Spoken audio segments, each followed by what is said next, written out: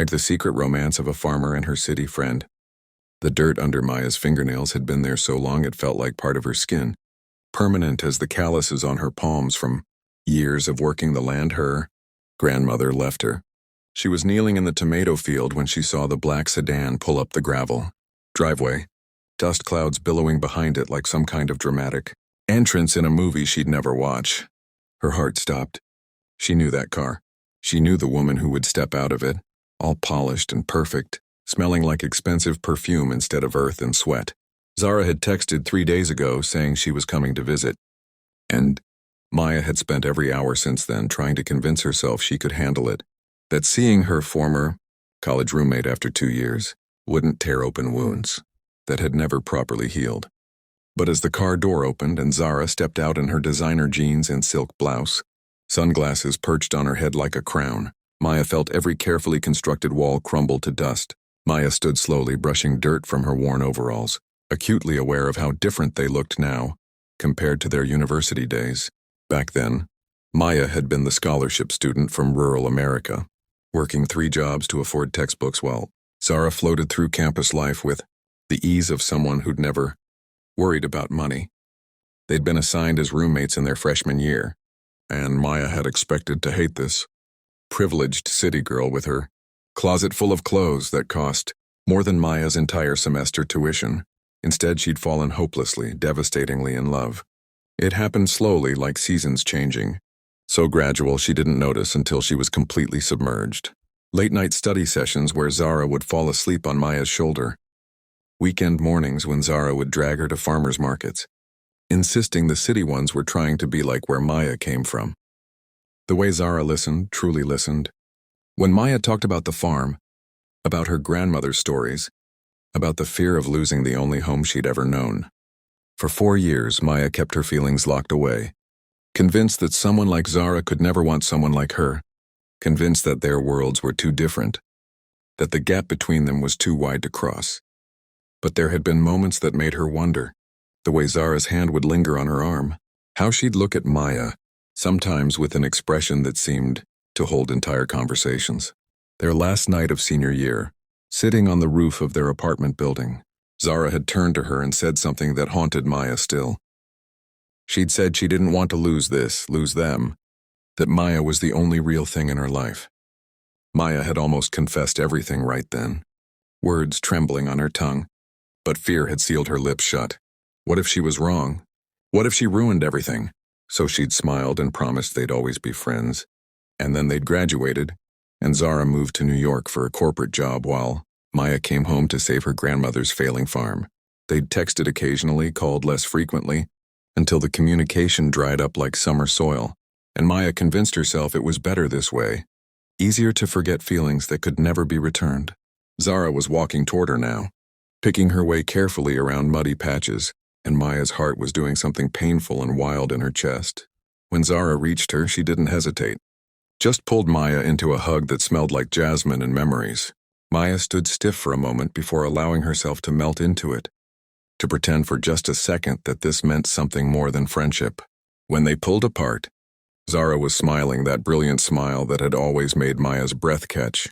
She said she'd missed this place, missed Maya, said the city was exhausting and she'd needed to get away. Maya showed her around the farm, pointing out where she'd expanded the greenhouse, the new irrigation system she'd installed last spring.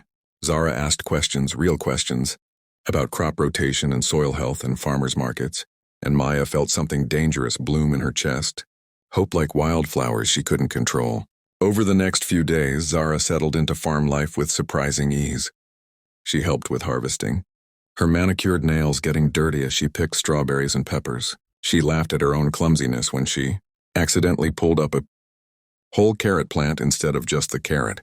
They fell into a rhythm that felt both brand new and ancient, like picking up a conversation they'd started years ago. In the evenings, they'd sit on the porch, watching fireflies dance across the fields while crickets sang their summer songs. Zara talked about her job, how soul-crushing it was to spend her days in meetings about quarterly profits for a company she didn't believe in. She talked about her apartment in Manhattan, how despite being surrounded by millions of people, she'd never felt more alone. Maya listened and ached, wanting to tell her to stay, wanting to offer her a different life, but fear kept her silent. What could she offer someone like Zara anyway? A farmhouse that needed repairs and a life of endless work for uncertain rewards? On the fifth night, everything changed. They'd been drinking wine on the porch, the summer air thick and warm around them. Zara had been quiet, staring out at the fields with an expression Maya couldn't read. Then suddenly she turned and asked Maya why she never came to visit her in New York. Maya fumbled for an answer, saying something about the farm needing constant attention, about not being a city person, but Zara kept pushing. She asked if Maya had ever thought about them, about what they could have been. Maya's heart stopped. She managed to ask what Zara meant, her voice barely above a whisper. Zara laughed then, but it was a broken sound, and she said she'd been in love with Maya since their sophomore year, that she'd waited and hoped and convinced herself that maybe Maya felt the same way, but then they'd graduated and Maya never said anything, never reached out, and Zara had thought maybe she'd imagined all those moments between them. The world tilted. Maya sat frozen, unable to process what she was hearing. Zara loved her, had loved her, maybe still loved her. All those years of silence, of assumed impossibility, and they'd both been feeling the same thing. Maya started crying then, tears streaming down her face as she tried to explain, words tumbling out in a rush. She confessed everything. How she'd loved Zara from almost the beginning. How she'd convinced herself it was impossible. How someone from Zara's world could never truly want the life Maya could offer. How she'd been terrified of ruining their friendship, of facing rejection, so she'd stayed silent and let Zara leave without ever knowing the truth. Zara was crying too now, reaching across the space between them to take Maya's dirt-stained hands in her soft ones.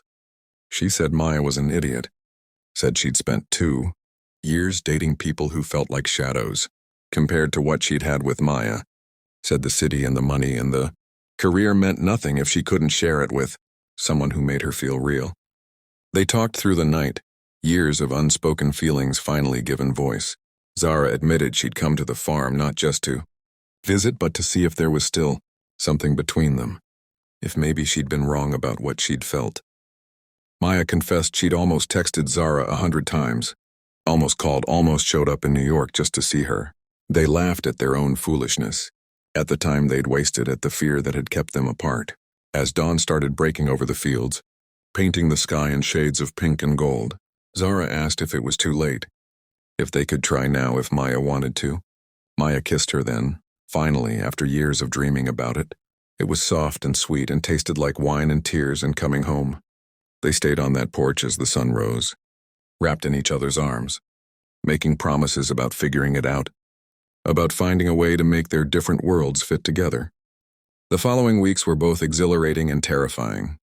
Zara extended her visit, working remotely from the farmhouse, her laptop perched on the kitchen table while Maya worked the fields. In the evenings, they'd cook dinner together, Zara chopping vegetables while Maya told her which herbs to use. They'd take walks through the property, Zara's hand warm in Maya's, talking about what a life together might look like. Zara admitted she'd been fantasizing about leaving her corporate job, maybe starting a business that aligned with her values. Maya shared her dream of expanding the farm, maybe starting a community-supported agriculture program. They talked about the practical things too, about the challenges of a long-distance relationship, about whether Zara could truly be happy in a small farming community, about whether Maya would resent her if the farm failed because she was distracted by love. But despite the challenges they knew were coming, despite the uncertainty of how exactly they'd make it work, there was joy. Pure, uncomplicated joy in finally being honest, in finally being together. Maya had spent so long convinced she had to choose between her love for the land and her love for Zara. But now she was discovering she didn't have to choose at all. Love wasn't about sacrifice or compromise in the way she'd feared. It was about building something new together, about creating a life that honored both of their dreams. Zara surprised her by falling in love with the farm life. Not in a romanticized way, but genuinely appreciating the rhythm of it, the connection to seasons and soil and growth. She started talking about what she could bring to the operation, her business skills, her connections in the city to high-end restaurants that might buy their produce. If this story has touched your heart, if you believe in second chances and love that waits patiently through years of silence, please take a moment to like this video and share it with someone who needs to hear it. Your support means everything and helps stories like this reach people who need hope. And before we reach the ending, I want to ask something special. Please drop a comment sharing your thoughts about Maya and Zara's journey, or tell me about a time when you almost let love slip away. Your stories matter, and I read every single one. 3 months after Zara first pulled up that gravel driveway, they stood in the same tomato field where it all began. Zara had given her notice at work, was moving to the farm permanently, and they were planning a future together that looked nothing like either of them had imagined, but somehow felt exactly right. Maya was teaching Zara about crop planning while Zara shared ideas about marketing and distribution. They were building something together. Not Maya's dream or Zara's dream, but their dream. A fusion of everything they both brought to the table. As the sun set over the fields, turning everything golden, Maya realized that sometimes the love you think is impossible is just waiting for you to be brave enough to reach for it. Sometimes the person you think belongs to a different world is actually looking for a home in yours. And sometimes the secret you keep buried deepest is the one that, when finally spoken, changes everything. Zara kissed her then, right there in the dirt with the tomato plants as witnesses. And Maya knew with absolute certainty that she was exactly where she was meant to be. With exactly who she was meant to be with. Growing exactly the life she was meant to grow.